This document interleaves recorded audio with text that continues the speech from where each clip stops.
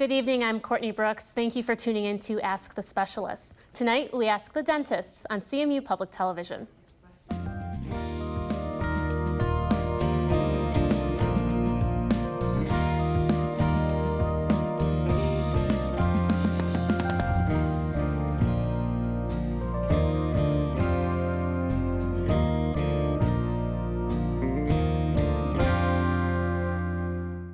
Welcome to Ask the Dentists. Tonight, we invite you to call in, tweet in, or Facebook us your dentist questions because we have two dentists with us here live in studio that are here to answer any dental question that you may have. So I'd like you to meet our two dentists. Thank you both for being here tonight. You're welcome. We have Dr. Ribich and Dr. Zingle, both of Mount Pleasant. Thank you for having us here. Yeah, we appreciate it very much. Now, what type of questions will you be able to answer for our viewers this evening? Whatever question you want, just ask us. Okay, so a wide variety of dental questions. Mm-hmm, yeah. TMJ problems, dentures, headaches, extractions. Let her go. Okay, wonderful. Well, I guess if we could just start off as our phones start ringing, please give us a call, 1-800-727-9268. Send us a tweet to WCMU_AskThe, or you can visit our Facebook page, facebook.com/AskTheSpecialist. And Dr. Ribich, you were telling me earlier about some new research that has come in. Can you tell our viewers a bit about that research and what your office is doing? I can. A lot of patients suffer from chronic headaches, TMJ, temporomandibular issues, migraines, and we've learned over the past 10 or 15 years that a lot of those issues are tooth-to-tooth relationship issues, muscle problems, and not a true joint issue at all, or a neurological issue. And we've actually got some software in our office that we're starting to use. You can zoom in on this if you'd like.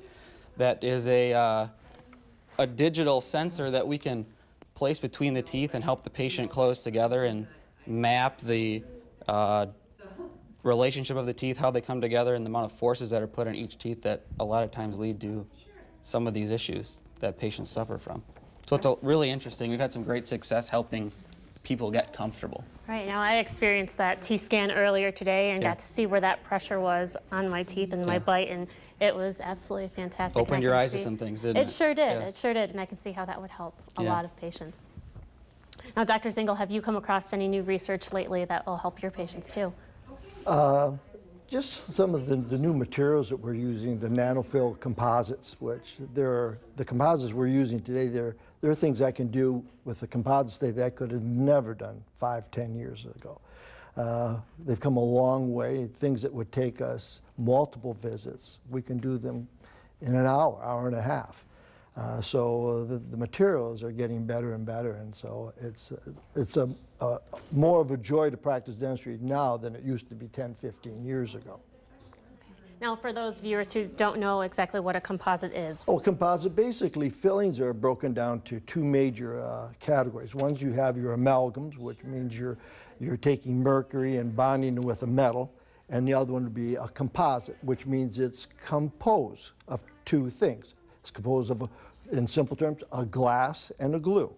So all your white fillings are made of microspherical particles, and what we use are nanofills. They're nanospheres with glues. So they're very dense, they're very small, there's minimal glue, and they're very hard. So, and they have great aesthetics. You can polish them down like a mirror. Okay, how nice. So there you have your two basic types of fillings there. Okay, perfect, thank you. Now, Dr. Ribich, what can someone expect when they come in for their routine dental visit? And how does that differ between children, adults, and senior citizens? That's a great question. I think children especially, we like to have them come in, feel relaxed, have a fun time, an enjoyable atmosphere. A lot of children are afraid of the unknown, so helping them relax and have a good time is always important. And senior citizens and adults, we always welcome to come in, have a thorough exam, relax, enjoy their hygiene visits, and feel at home and in a comfortable atmosphere. Wonderful. Now, how about those that are a little bit afraid of coming to the dentist office? Is there anything that you either of you would recommend for those patients? Well, I treat everybody, instead of like patients, they're like my friends, and I don't talk down to them or be pretentious, and I'll banter with them like I'll banter with you or Dr. Rivich. Because if you're out of the box, it makes it too sterile of an environment, and people are afraid of that. But if I can talk to them like I was their neighbor, then they're much more comfortable. They don't have to be on guard with me. So I think that's what I just talk to them as if they're just a neighbor. Okay, perfect. Now we have a caller from Burton who has some silver fillings. Is there some kind of blood test to see if you have amalgam poisoning? Amalgam poisoning? Well, basically what we're looking at is, I think what the question, what the patient is seeking is mercury toxicity. Well, if you look at the big scheme of things, you get mercury from ocean fish, so all your lobster and shrimp have mercury in them. We're made from the earth, so we are composed of almost all the elements that we see. So all these mercuries have been around in amalgam alloys since the 1819. And they've been around for a long time. The mercury content is about the same, but the other metal parts are extremely refined. They're microspherical eutectic alloys. They bind up all the mercury, so there isn't any mercury floating around. Any of these materials, as long as it's bound up, what makes mercury can be dangerous if it's in a vapor and it bonds to sulfur in different enzymes, and it shuts the enzymes down. But we don't see that. We deal with that every day, dentists. And even in the 50s and earlier, the dentists used to have mercury floating all over the floor. They'd be stepping on it or vacuuming it. And we really haven't seen it with that amount of mercury that they had. We have never really seen a mercury problem so the average person that is concerned with it, that would be very remote to see that toxicity. But anything's possible. Okay. Our next viewer is from Mount Pleasant, and it looks like he has a gold crown. I can't tell if it's loose or if it's completely off. They're wondering if it can be re-cemented and what the cost would be of that approximately. I really can't comment on the cost, but as far as re-cementing it, it's always possible. It's worth having an evaluation to make sure there's not some kind of decay process going around the existing tooth. And the last thing I think Dr. Zingler or I would ever do is re-cement a crown on a tooth that has decay or could be a pathologic problem down the road. But it's worth evaluating, and if it can be salvaged, 100% would be I think most of taken the time, care of. Dr. Rivich, when they're loose, they come off, there's usually decay. There's usually a problem. And you've got to cut all the decay and recut the crown. That's what usually happens, about 99% of the time. It's rare that they just get loose. They just don't get loose, as a general rule. Okay. All right, wonderful. We're getting a lot of great calls in this evening. Please keep them coming at 1-800-727-9268. You can also send us a question at facebook.com/askthespecialist or send us some tweets. And in fact, we have a tweet that came in already. They are asking, can you whiten your teeth cheaply from the dentist? From the dentist? Yes. Well, did you want that, Ray? Go ahead. Well, with everybody, this is a great question. And people say, well, can I whiten it cheaply? Well, we think of whitening teeth as something novel today. They were whitening teeth in the days of the Romans. They would use urine. An amide, we call it an amide now, but all through the times of the Romans, everybody wanted beautiful teeth, so they'd whiten them. And I think it was Aristotle said that he would use fresh urine in the morning. It was better than afternoon urine. So basically, the ammonia will percolate and take out organic materials, but then it can denature the crystal. It's like a bathroom window, a frosted bathroom window, as opposed to a window that is clear. A clear window, if you see a tooth that is perfectly calcified, it'll have a slight yellow behind it because dentin is yellow. But you don't want the yellow that's on your teeth. So if you want to do it cheaply, you probably wouldn't want to go to urine, but you could very Probably not. No. But you could go to the store and get whiten strips. But the problem with that, you don't want to over whiten because you start denaturing the crystal, and then you get like a rough surface, which can take in more debris, for like staining, coffee, wine. So you have to be very cautious because you can whiten them like these cups, and that's not, do you really want to achieve that? Right. It's probably not very safe. That's not very healthy for Would your you teeth. agree on that, Dr. Riffit? I think I could answer the question by saying you can affordably whiten your teeth with the dentist by sitting down and having a conversation about it. You can always use over-the-counter products. It does seem that by going to the dentist and paying just a little bit extra money, you get a better, long-term, effective result. Okay, but you can also use whitening toothpaste and Whitening toothpaste. over-the-counter Yep, I think as well. a lot of people's large concerns is sensitivity with whitening and some of those issues associated Even as a side death. effect. Right. And so then they can lessen that sensitivity by coming in and getting their teeth professionally whitened to make sure that it is Because accustomed if to those their might teeth get down through a specifically. crack, then you could kill the tooth or increase sensitivity. Yeah. Okay, so you have to be careful. So it's nice to get it professionally done. Okay, wonderful. We have another caller. This one from Alpena has a partial and it hurts. Is it supposed to hurt that much? Dr. Ribich? I think it would depend if it's a new partial or a long-lasting partial. Sometimes teeth become loose, and it can be putting different pressures on the teeth, on the surrounding tissues around the teeth, the gum tissue, floor of the mouth, where the cheek and the gum tissue meet. So it just depends upon how it's fitting. Usually an ill-fitting denture will tend to hurt, and it's time to maybe have it looked at and evaluated. Okay. Now we have a caller from Mount Pleasant about some crowns and also from Big Rapids. So if we can touch base a little bit on crowns real quick. Where are they manufactured? Do you know if they're in the United States or overseas? If Crowns. Crowns, we have them manufactured right here in Mount Pleasant. Okay. And then what is an alloy of gold crowns and what kind of carats are they? What type of what? Carats. Carrots. Carats. Oh, gold carats. how many carats? Mm-hmm. Well, there are different types of crowns. You can use with a PFM, a porcelain fused to metal.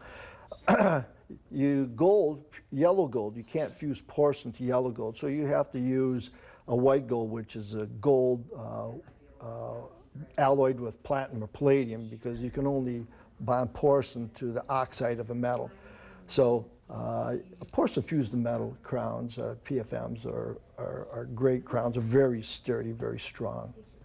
And the carat, usually a lot of those carats, you're probably running white gold, you're probably looking at about 16 carat, yellow gold, 18 carat.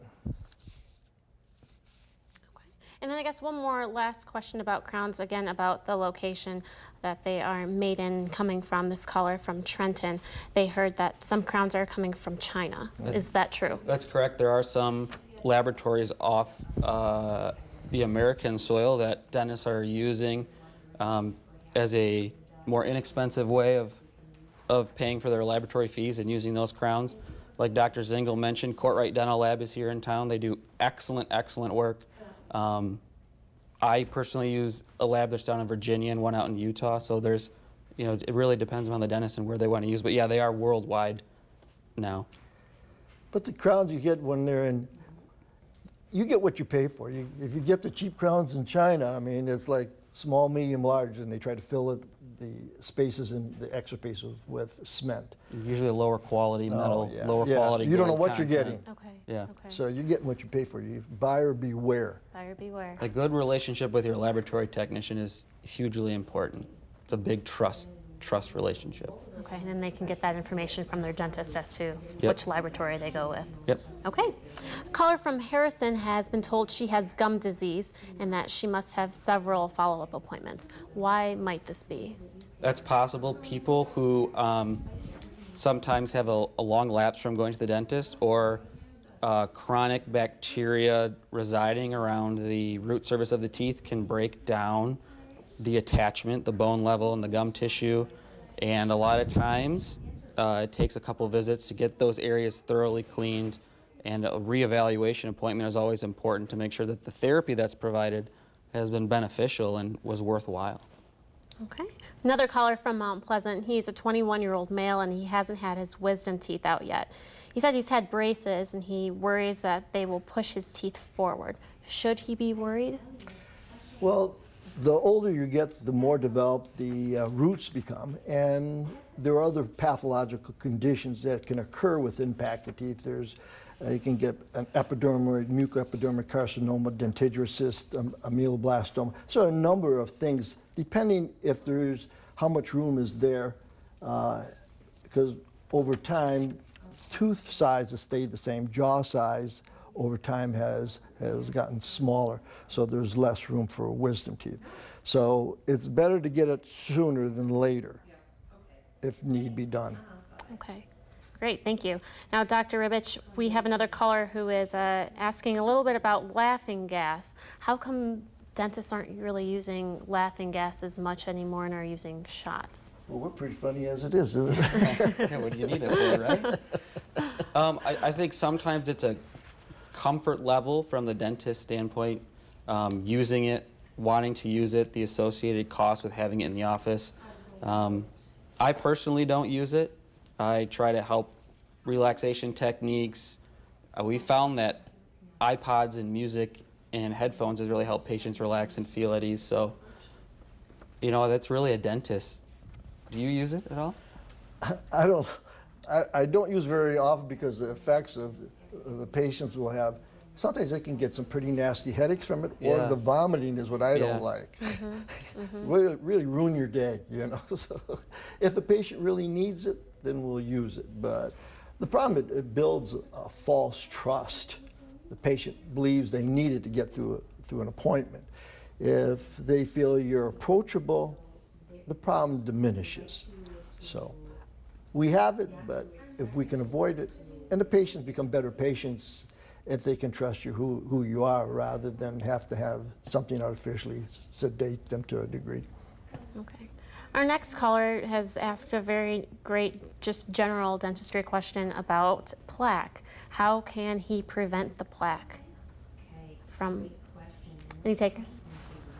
Brushing and flossing, basically, in my office we have a phase contrast microscope, and we take the plaque right off your teeth. Every person that comes in our office, we take it and we show these bacteria. They're moving around like maggots on a rotting carcass. And when the patient sees that, that really opens their eyes. And basically, these bacteria produce a skeleton of in which they live in, and this is a plaque. It's glucose strands where they make like a mound of the stuff, and if it calcifies, you get calculus, and it's almost like a coral reef. So you have to take the plaque off because the plaque is there, and these bacteria are like any creature. They eat, they drink, so they produce waste product. So there's a urine, feces, and gases. This is where our bad breath comes from. This is where the bad taste, the acids come from. You know what really gets me is this, it's just morning breath. Well, basically these proteins and carbohydrates have been broken down into acids and gases. And you know, we'll call these, on a professional level, we'll call them endoexotoxins. But basically, they're really waste products with these bacteria. So you want to get rid of the plaque, because if the urine drips down on teeth, it decalcifies them, and then it gets to the second layer of the tooth, and you get decay. So you want to get rid of the plaque. Brush off, the old-fashioned scrubbing your teeth, just like scrubbing your floor. How many times would you recommend this viewer brush their Well, I'll teeth tell you, a day? every time you should be flossing, because you can't always get to a toothbrush. But floss every time you eat something, because it gets jammed in there, in between the teeth. But if you have a toothbrush, if you can do it 3 times a day, fine. If you can do it 2 times a day, but make sure you brush and floss absolutely before you go to bed, because at night you don't swallow. So all the urine, feces, and gases from the bacteria build up in your mouth, and then in the morning, your breath isn't so fresh. Okay, okay. Now this next caller has had trouble having a cracked tooth identified in the past. Is there a dye or technology to identify the cracks sooner? We do have what's called a tooth sleuth. I'm sure you've seen. Sleuth, yeah. Yeah. Yeah. To Very help useful. the catching patient put on. Yeah, it is. To bite on that on the tooth, and it can help identify where the crack might be. It can be a challenge, and sometimes it is a bite relationship issue that could be causing the problem. Maybe it's not a tooth, but several teeth, or a muscle issue. Maybe it necessarily isn't a tooth, but an associated muscle that's helped with chewing and talking and functioning that's really causing the problem. Okay, now Dr. Zingel, this next question is for you. Calling from Gladwin, can a periodontal gum disease be cured? Oh, that's a tricky one. Some people are predisposed to periodontal problems. Okay. And they have to fight. It's a disease just like you have diabetes. You can't just say our problems are solved. These people they have periodontal problems, have to work harder. They've got to keep it cleaner because their mouth, because their immune system isn't as efficient as others. Some people, very few, seem to do very little and have few problems. Other people seem to really brush and floss and have a lot of problems. But if it's just like diabetes, in some cases there are genetic predispositions. But most people I see, it's basic education, which we don't see here in the school systems, basic fundamental hygiene issues that are never addressed. And so basically you have to, in the mouth it's dark, warm, and moist, 100 degrees.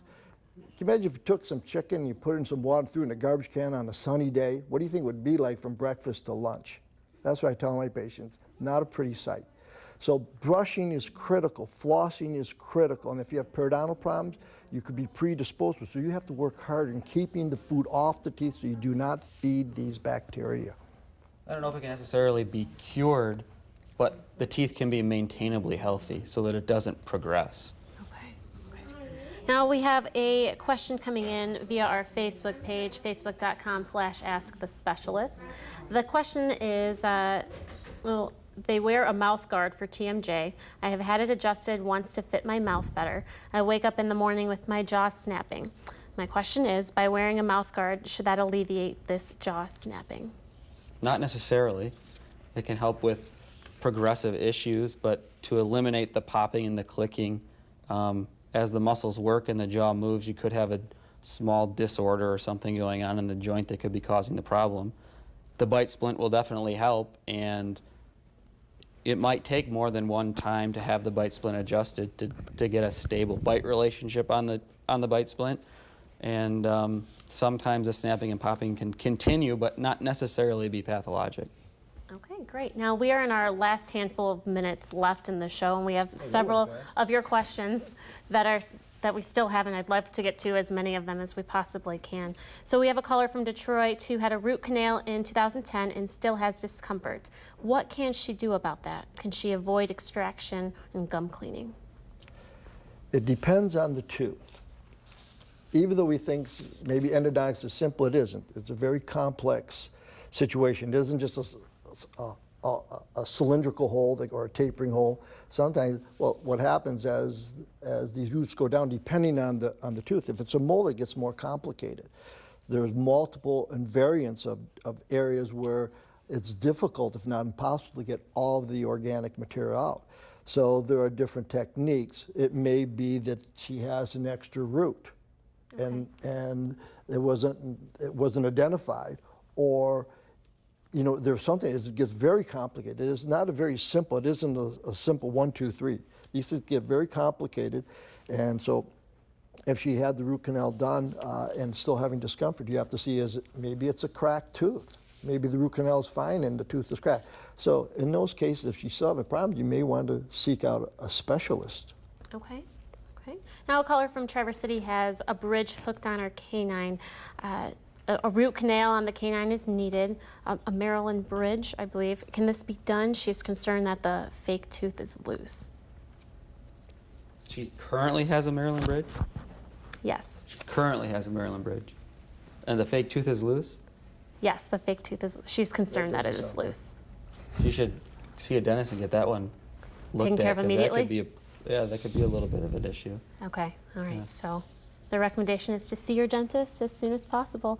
A caller from Royal Oak is in the process of getting implants. She has had the posts placed and has changed dentists since then. She was told that one post is not taking or healing properly and the bone graft isn't taking. Is that normal for it still to not be healing? That can happen over time. There's usually a healing period associated with the implant placement and the bone graft placement, but there are cases where the bone graft might fail or the implant might not integrate with the bone, and should definitely follow up with the oral surgeon that placed the implants and talk with them to have them looked at. Okay, great.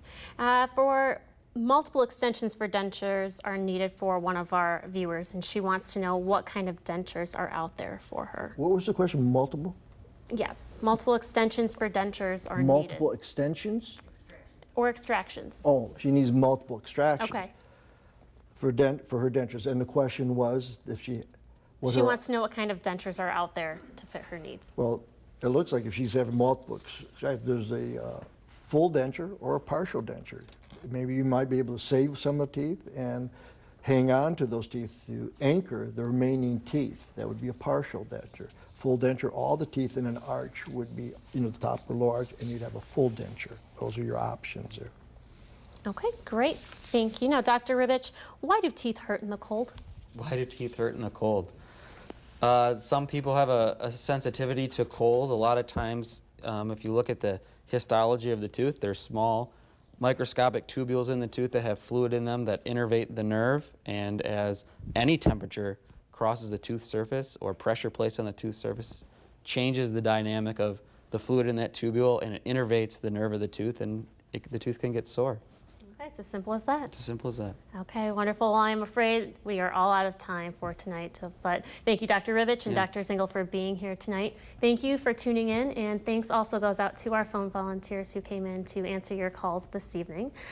We didn't get to a handful of questions here tonight, so we're going to be thumbing through and picking out a few. Please look to our Facebook page tomorrow for those answers, facebook.com/askthespecialist. And we also hope that you will join us next week when we ask the lawyers. I'm Courtney Brooks. Good night.